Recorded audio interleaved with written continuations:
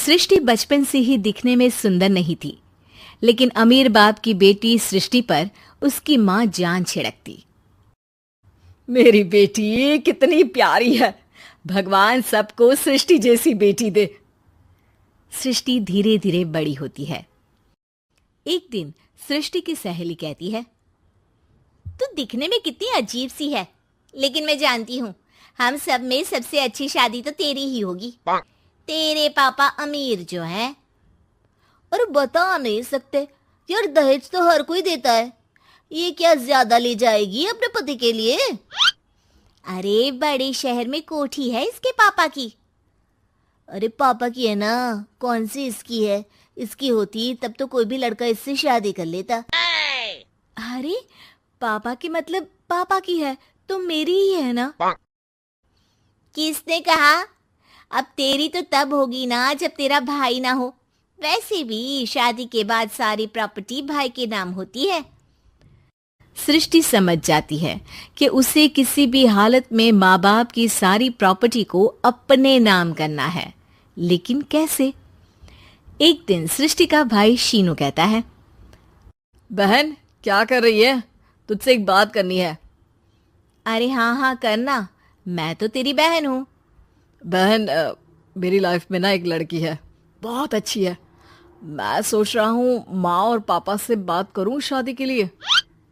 सृष्टि को समझ में आ जाता है कि भाई की शादी होते ही भाभी उसे एक दिन भी घर में बर्दाश्त नहीं करेगी। क्या बात है भाई, बताना कौन है वो? यार वो बहुत अच्छी लड़की है, पढ़ी लिखी है, मेरे साथ जॉब भी करती है। बस एक प्रॉब्लम है। प्रॉब्लम? क्या प्रॉब्लम है भाई?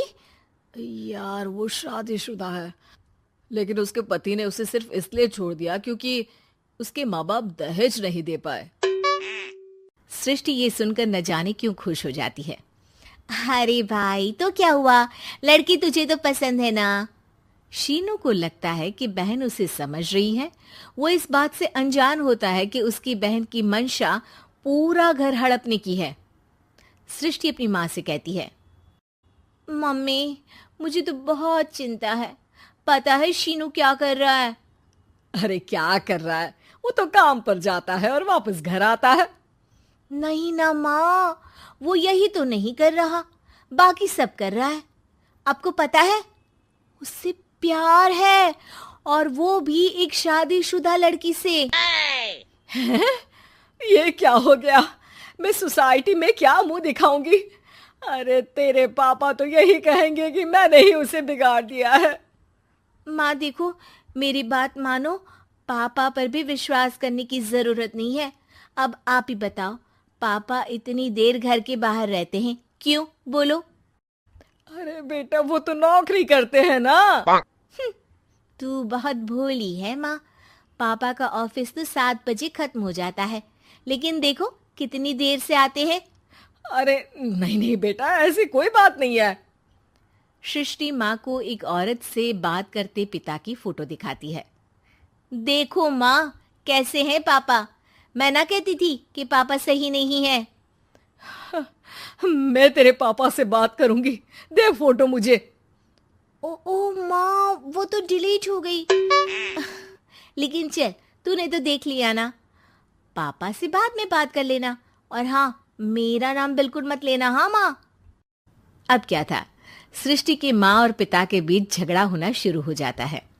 सृष्टि के मन में क्या चल रहा था कोई नहीं जानता था।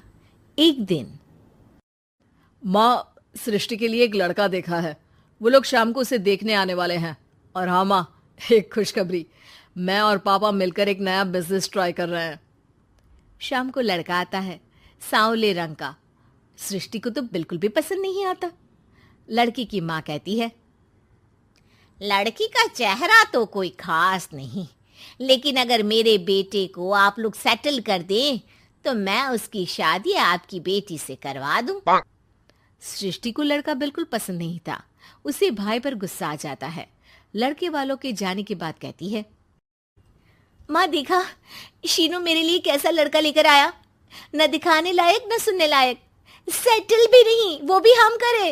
अरे माँ, मैं जानती हूँ ये मेरी शादी किसी भी घर में क्यों करवाना चाहता है। अरे कैसी बात कर रही है बहन, तूने तो देखा ना, लड़के को मैंने ही मना कर दिया तुझसे शादी के लिए।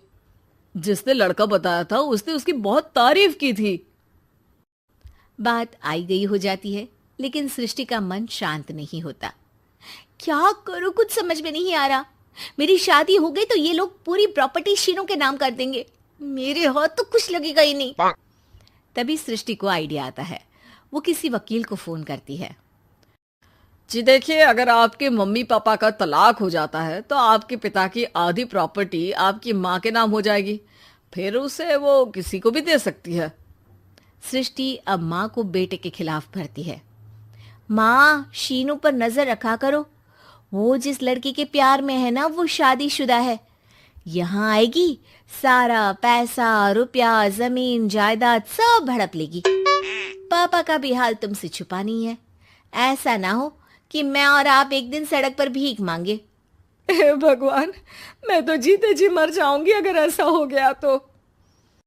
ऐसा हो गया नहीं माँ, ऐसा ही होगा। अभी समय है, आगे का सोच लो। मैं तो कहती हूँ पापा से आधी प्रॉपर्टी लेकर अलग हो जाओ। पापा की आधी प्रॉपर्टी भी हम लोगों को अगर मिल जाती है ना तो अगले 7 जन्म सफल समझो। बेचारी माँ बेटी के कहने पर पति से तलाक लेकर अलग हो जाती है। सृष्टि अब पैसों से गाड़ी और अपने दूसरे महंगे शौक पूरे करने लगी। उसके दोस्त भी उसके पैसे इस्तेमाल करते। सृष्टि, कल तुम कहाँ थी? मैं सारा दिन घर पर अकेली थी। तो मैं क्या करूं? मैंने ठेका तो नहीं लिया है ना तुम्हें संभालने का। माँ को सृष्टि से ये उम्मीद नहीं थी। वो बैठकर रोने लगती है। वहीं उसका पति यानी कि सृष्टि के पिता आ जाते हैं। मैं जानता था कि तुम्हारा यही हाल होगा, तो आपने मुझे रोका क्यों नहीं? मैं रोकता तो तुम रुकती क्या? सृष्टि के कहने पर तुमने मुझ पर अपने बेटे पर शक किया, लेकिन तुम ये भूल गई कि कैसे हम दोनों ने मिलकर जीवन में इतना सब खड़ा किया। माँ पति के गले लग जाती है। मुझे माफ कर दीजिए, मैंने आपकी कमाई का एक बड़ा हिस्सा गवा दिया।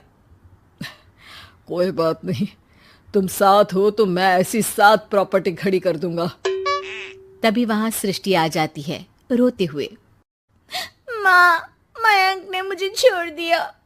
वो बोल रहा था जब तक मेरे पास पैसे थे तब तक ही वो मेरे साथ था।